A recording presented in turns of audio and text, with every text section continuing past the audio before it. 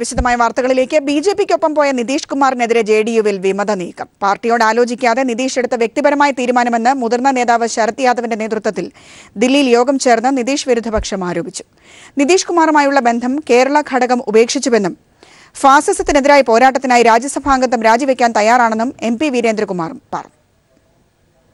നിതീഷ് കുമാറിന്റെ സത്യപ്രതിജ്ഞാ ചടങ്ങിൽ പാർട്ടിയിലെ ഏറ്റവും മുതിർന്ന നേതാവ് കൂടിയായ ശരത് യാദവ് പങ്കെടുത്തില്ല. നിതീഷിന്റെ തീരുമാനത്തിൽ അതൃപ്തി അറിയിച്ച ശരത് യാദവ് ദില്ലിയിലെ വസതിയിൽ JDU നേതാക്കളുടെ പ്രത്യേക യോഗം വിളിച്ചു.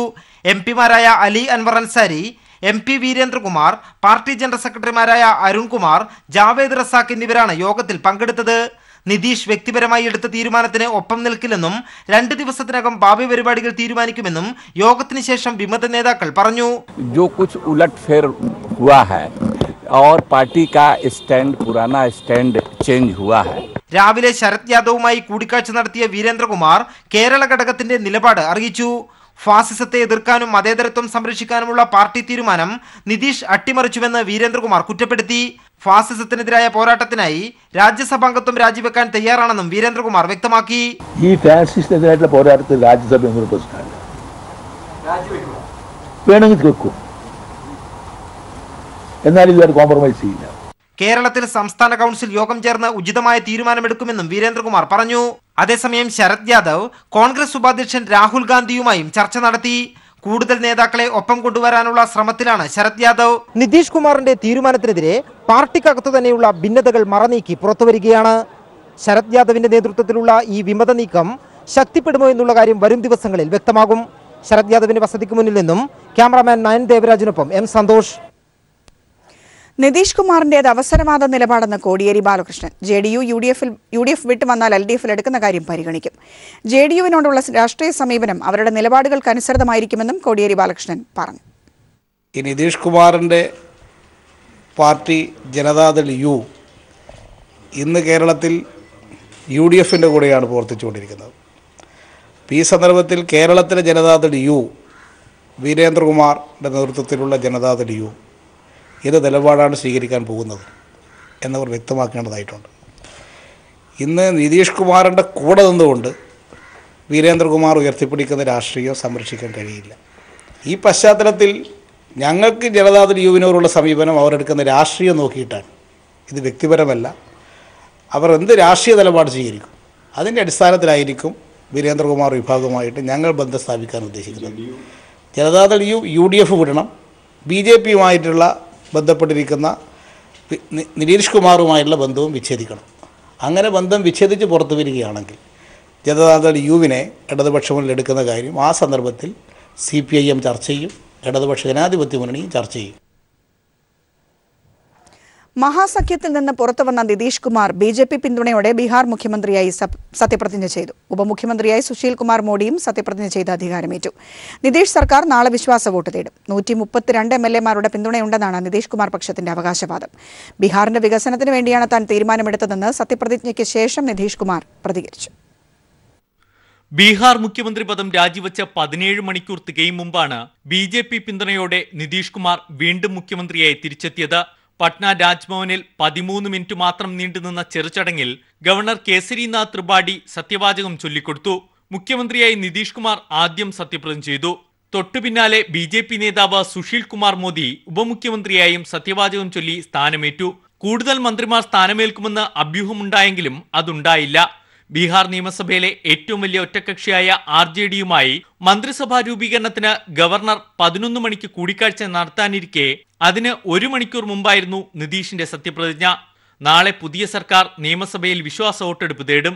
243 അംഗ നിയമസഭയിൽ കേവല ഭൂരിപക്ഷമായ 122 മറികടക്കാൻ നിലവിലെ സാഹചര്യത്തിൽ JDU BJP സഖ്യത്തിന് കഴിയും.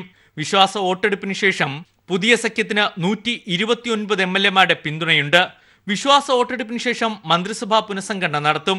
ബീഹാറിന്റെ വികസനത്തിനു വേണ്ടിയാണ് ഇത്തരമൊരു തീരുമാനമെടുത്തതെന്ന് സത്യപ്രതിജ്ഞയ്ക്ക് ശേഷം നിതീഷ് കുമാർ പ്രതികരിച്ചു. അതേസമയം നേതാക്കന്മാർ അധികാരം നിലനിർത്താൻ എന്തും ചെയ്യുമെന്ന് മനസ്സിലായതായി കോൺഗ്രസ് ഉപാധ്യക്ഷൻ രാഹുൽ ഗാന്ധി ദില്ലിയിൽ പ്രതികരിച്ചു. മഹാസഖ്യം ഉപേക്ഷിക്കാനും പുതിയ സഖ്യം തിരഞ്ഞെടുക്കാനും നിതീഷിന് വേണ്ടി വന്നത് 5 മണിക്കൂറിൽ മാത്രം താഴെ സമയം. തന്ത്രപരമായ കുതിരക്കച്ചവടത്തിലൂടെ കാര്യങ്ങൾ നിശ്ചയിച്ചുറപ്പിച്ചതുപോലെ BJP നീക്കി. ദില്ലിയിൽ നിന്നും സന്തോഷ് സർലിംഗ്. ബീഹാർ വിഷയത്തിൽ പാർലമെന്റ് പ്രക്ഷുബ്ധമായി. നരേന്ദ്രമോദി സർക്കാർ ജനാധിപത്യത്തെ കശാപ്പ് ചെയ്യുകയാണെന്ന് RJD എംപിമാർ ലോക്സഭയിൽ ആരോപിച്ചു. അതേസമയം 2005 സംജോത എക്സ്പ്രസ് ട്രെയിൻ ആക്രമണത്തിന്റെ അന്വേഷണം UPA സർക്കാർ അട്ടിമറിച്ചുവെന്ന് സുബ്രഹ്മണ്യം സ്വാമി പറഞ്ഞു. മോട്ടോർ വാഹന ഭേദഗതി ബിൽ നാളെ രാജ്യസഭ ചർച്ച ചെയ്യും. സഭാ നടപടികൾ ആരംഭിച്ചപ്പോൾ തന്നെ ബീഹാർ വിഷയത്തിൽ പ്രതിപക്ഷ പ്രതിഷേധവും തുടങ്ങി. ജനാധിപത്യത്തെ കശാപ്പ് ചെയ്യുകയാണ് മോദി സർക്കാരെന്ന് RJD MP ജയപ്രകാശ് നാരായൺ ആരോപിച്ചു. കേന്ദ്ര ഏജൻസികളെ ഉപയോഗിച്ച് സർക്കാരുകളെ അട്ടിമറിക്കുന്ന BJP നയത്തിന്റെ ഒടുവിലത്തെ ഉദാഹരണമാണ് നിതീഷിന്റെ രാജിയെന്ന് പ്രതിപക്ഷം ചൂണ്ടിക്കാട്ടി. ബഹളത്തെ തുടർന്ന് 25 മിനിറ്റോളം ലോക്സഭാ നടപടികൾ നിർത്തിവച്ചു. 6 കോൺഗ്രസ് എംപിമാരെ 5 ദിവസത്തേക്ക് സസ്പെൻഡ് ചെയ്ത സ്പീക്കറുടെ നടപടി പിൻവലിക്കണമെന്നാവശ്യപ്പെട്ട് കോൺഗ്രസ് എംപിമാരും പ്രതിഷേധമുയർത്തി. സസ്പെൻഷൻ പിൻവലിക്കണമെന്നും സ്പീക്കർ നീതി പുലർത്തണമെന്നുമുള്ള പോസ്റ്ററുകളുമായാണ് കോൺഗ്രസ് എംപിമാർ സഭയിലെത്തിയത്. സംജോത എക്സ്പ്രസ് ട്രെയിൻ ആക്രമണവുമായി ബന്ധപ്പെട്ടുള്ള ചർച്ച രാജ്യസഭയെയും പ്രക്ഷുബ്ധമാക്കി. 2005 ട്രെയിൻ ആക്രമണത്തിന് പിന്നിൽ പാകിസ്ഥാൻ കേന്ദ്രമായ ലഷ്കർ-ഇ തൈബയാണെന്നും എന്നാൽ ഹൈന്ദവ തീവ്രവാദികളെന്ന് വരുത്തി തീർക്കാൻ UPA സർക്കാർ ശ്രമിച്ചുവെന്നും സുബ്രഹ്മണ്യൻ സ്വാമി പറഞ്ഞു. ഇറാഖിലെ മൊസൂളിൽ കാണാതായ ഇന്ത്യക്കാരെക്കുറിച്ചുള്ള വിവരങ്ങൾ സർക്കാർ അന്വേഷിക്കുകയാണെന്നും വിദേശകാര്യമന്ത്രി സുഷമ സ്വരാജും വ്യക്തമാക്കി. അതേസമയം ഗതാഗത മേഖലയിൽ മാറ്റങ്ങൾക്ക് വഴിവെക്കുന്ന മോട്ടോർ വാഹന നിയമം നാളെ രാജ്യസഭയിൽ ചർച്ച ചെയ്യും.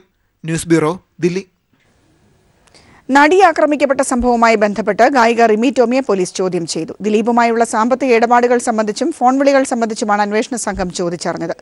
ആവശ്യമെങ്കിൽ കൂടുതൽ ചോദ്യം ചെയ്യുമെന്നും പോലീസ് അറിയിച്ചു. എന്നാൽ തനിക്ക് ദിലീപുമായി സാമ്പത്തിക ഇടപാടുകൾ ഇല്ലെന്ന് റിമി പ്രതികരിച്ചു. അന്വേഷണ സംഘത്തിലംഗമായ പെരുമ്പാവൂർ CI ബൈജു കെ പൗലോസ് ഫോൺ മുഖേനയാണ് റിമിയുടെ മൊഴിയെടുത്തത്. ദിലീപ്, കാവ്യ എന്നിവരുമായി തുടർച്ചയായുള്ള ഫോൺ സംഭാഷണങ്ങൾ, ദിലീപുമായുള്ള സാമ്പത്തിക ഇടപാടുകൾ എന്നിവ സംബന്ധിച്ചാണ് റിമിയോട് പോലീസ് ചോദിച്ചറിഞ്ഞത്. നടി ആക്രമിക്കപ്പെട്ട സംഭവം ആരിൽ നിന്നാണ് റിമി അറിഞ്ഞതെന്നും പോലീസ് ആരാഞ്ഞു. വിദേശ പര്യടനത്തിനിടെ ഉണ്ടായ സംഭവവികാസങ്ങളും റിമിയോട് പോലീസ് ചോദിച്ചറിഞ്ഞു. 2 അമേരിക്കൻ പര്യടനങ്ങളിൽ ദിലീപിന്റെ സംഘത്തിൽ റിമിയും ഉൾപ്പെട്ടിരുന്നു. നടി ആക്രമിക്കപ്പെട്ട സംഭവത്തിൽ പൾസർ സുനിയെ പ്രതിയാക്കി കുറ്റപത്രം നൽകിയ ശേഷം 2017 ഏപ്രിലായിരുന്നു ഒടുവിലത്തെ US പര്യടനം. പര്യടനത്തിനിടയിലെ ദിലീപിന്റെയും കാവ്യയുടെയും പെരുമാറ്റം, സംഭാഷണങ്ങൾ എന്നിവ സംബന്ധിച്ചായിരുന്നു അന്വേഷണ സംഘത്തിന് അറിയേണ്ടിയിരുന്നത്. നടി ആക്രമിക്കപ്പെടുന്നതിന് മുൻപ് ദുബായ് ഷോയ്ക്കിടെ ദിലീപും നടിയും തമ്മിലുള്ള വാക്കുതർക്കത്തിലും റിമി ദൃക്സാക്ഷിയായിരുന്നു. ഈ സംഭവം സംബന്ധിച്ചും പോലീസ് ചോദിച്ചറിഞ്ഞു. റിമിയുടെ ചില ഉത്തരങ്ങളിൽ പൊരുത്തക്കേടുണ്ടെന്ന് പോലീസ് കരുതുന്നു. ഇതിനെ തുടർന്ന് മൊഴി വിശദമായി പരിശോധിക്കുകയാണ്. ആവശ്യമെങ്കിൽ റിമിയെ വിളിച്ചു വരുത്തി കൂടുതൽ ചോദ്യം ചെയ്യുമെന്ന് അന്വേഷണ സംഘം പറഞ്ഞു. എന്നാൽ താനും ദിലീപുമായി യാതൊരു സാമ്പത്തിക ഇടപാടുകളുമില്ലെന്നും തന്നെക്കുറിച്ച് പ്രചരിക്കുന്ന വാർത്തകൾ അടിസ്ഥാനരഹിതമാണെന്നും റിമി പ്രതികരിച്ചു. ഒരു സാമ്പത്തിക ഇടപാട് കഴിഞ്ഞ ദിവസങ്ങളായിട്ട് സോഷ്യൽ മീഡിയയിൽ കംപ്ലീറ്റ് എന്റെ അക്കൗണ്ടിലോട്ട് കോടികൾ വന്നിട്ടുണ്ടെന്നൊക്കെ പറഞ്ഞപ്പോ ഞാൻ അത്ഭുതപ്പെട്ടു. കാരണം എന്തെങ്കിലും ഉണ്ടെങ്കിൽ ഈ 2 വർഷം മുമ്പ് ഇൻകം ടാക്സ് ഉദ്യോഗസ്ഥർ വന്നപ്പോൾ അവർക്ക് കണ്ടുപിടിക്കായിരുന്നു. അല്ലെങ്കിൽ ഇപ്പോഴും ആരും പരിശോധിച്ചിട്ടില്ല. അങ്ങനെ എന്തെങ്കിലും ഉണ്ടെങ്കിൽ ഡയറക്റ്റ് ആയിട്ട് അക്കൗണ്ട് വഴി ട്രാൻസ്ഫർ ചെയ്തിട്ടുണ്ടെങ്കിൽ അറിയാൻ പറ്റിയല്ലേ. ഇതിനിടെ നടി ആക്രമിക്കപ്പെട്ട സംഭവത്തിൽ പോലീസ് അന്വേഷണം കൂടുതൽ താരങ്ങളിലേക്ക് വ്യാപിപ്പിച്ചു. കൂടുതൽ പേരെ ചോദ്യം ചെയ്യുമെന്നും വരും ദിവസങ്ങളിൽ നിർണായകമായ ചില അറസ്റ്റുകൾ ഉണ്ടാകുമെന്നുമാണ് അന്വേഷണ സംഘം നൽകുന്ന വിവരം. News bureau, Kochi. വാർത്തകൾ തുടരുന്നു. നടൻ ദിലീപിന്റെ ഉടമസ്ഥതയിലുള്ള ചാലക്കുടിയിലെ ഡി സിനിമാസിന്റെ ഭൂമി അളന്ന് തിട്ടപ്പെടുത്തി. തിയേറ്റർ സമുച്ചയത്തിന്റെ നിർമ്മാണത്തിനായി സർക്കാർ ഭൂമി കയ്യേറിയെന്ന പരാതിയെ തുടർന്നാണ് ജില്ലാ സർവേ സൂപ്രണ്ടിന്റെ നേതൃത്വത്തിൽ പരിശോധന നടത്തിയത്. അതേസമയം നിലവിലെ പരിശോധനയിൽ അതൃപ്തി രേഖപ്പെടുത്തി പരാതിക്കാർ രംഗത്ത് വന്നു. തൃശൂർ ജില്ലാ സർവേ സൂപ്രണ്ടിന്റെ നേതൃത്വത്തിൽ 20 ഉദ്യോഗസ്ഥർ അടങ്ങുന്ന സംഘമാണ് രാവിലെ 10:30 പരിശോധനയ്ക്ക് എത്തിയത്.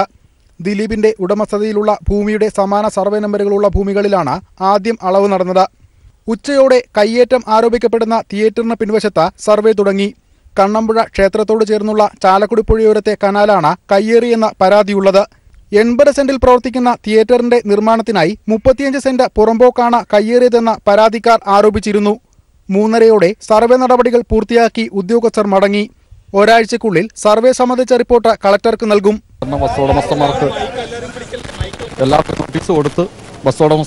നോട്ടീസ് കൊടുത്ത് സർവേ നടത്തുക കളക്ടർ നിർദ്ദേശപ്രകാരമാണ് റിപ്പോർട്ട് നമ്മൾ കളക്ടർക്ക് കൊടുക്കും. നടപടി നടന്നുകൊണ്ടിരിക്കുന്നേ ഉള്ളൂ. വേറെ പ്രത്യേകിച്ചൊന്നും റിപ്പോർട്ട്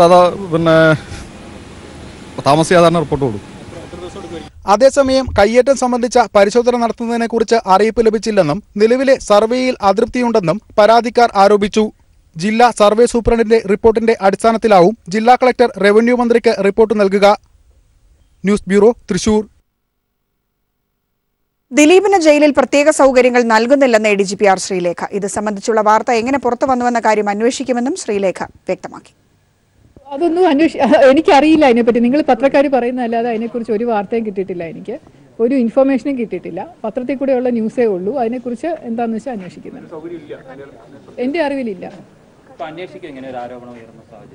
ആരോപണം പത്രത്തിലൂടെയല്ലേ ഉയർന്നത്? ആരാണ് ആരോപണം ഉണ്ടാക്കിയതെന്നാണ് ആദ്യം അന്വേഷിക്കേണ്ടത്.